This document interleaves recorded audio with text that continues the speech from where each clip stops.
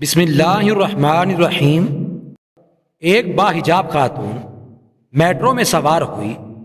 دروازے سے گزرتے ہوئے اس کی چادر ایک جگہ اٹک گئی، جس سے خاتون لڑکھڑائی۔ ایک خاتون جس نے نامناسب اور تنگ لباس پہنا ہوا تھا چیخ کر بولی، یہ کیا کر رہی ہو اور کیسا لباس پہنا ہوا ہے اس گرمی میں؟ میٹرو میں بیٹھے بقیہ افراد بھی ان کی جانب متوجہ ہوئے، لیکن اس باحجاب خاتون نے جلدی سے خود کو سمیٹا اور اسی خاتون کے ساتھ جا کر بیٹھ گئی۔ جب میٹرو چل پڑی تو اس باحجاب خاتون نے اس خاتون کو کان میں کہا کہ یہ چادر میں نے تمہاری خاطر پہن رکھی ہے۔ یہ سن کر اس خاتون نے کہا، میری خاطر؟ میں نے تمہیں کب کہا کہ میری خاطر تم چادر پہنو اور اس گرمی میں پسینے سے شرابور رہو؟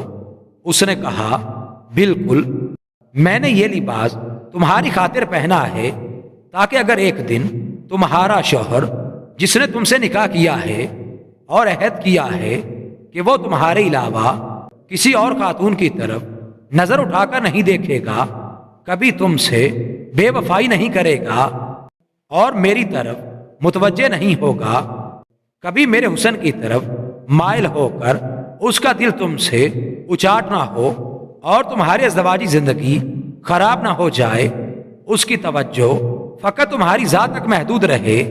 اس لیے میں نے اپنے اوپر سختی کر کے تمہارے گھر کو محفوظ کیا ہوا ہے۔ میں گرمی کی شدت میں بھی اپنے جسم کی نمائش نہیں کرتی تاکہ کوئی مرد اپنے گھر کی خواتین سے خیانت نہ کرے، اور یہ مت بھولو کہ میں بھی تمہاری طرح عورت ہوں۔